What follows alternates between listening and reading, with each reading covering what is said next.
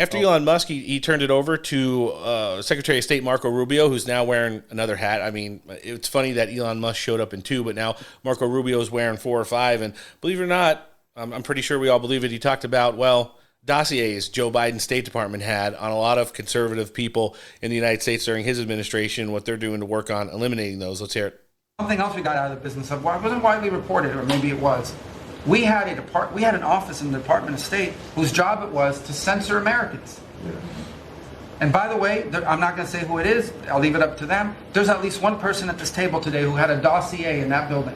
Tulsi. Of social media posts to identify them as purveyors of disinformation. We have these dossiers. We are going to be turning those over to these individuals. Me or Elon? We can follow up with the media story.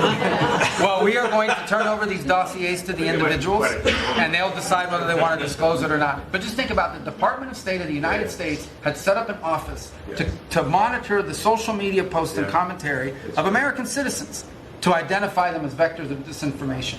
When we know that the best way to combat disinformation is freedom of speech and transparency.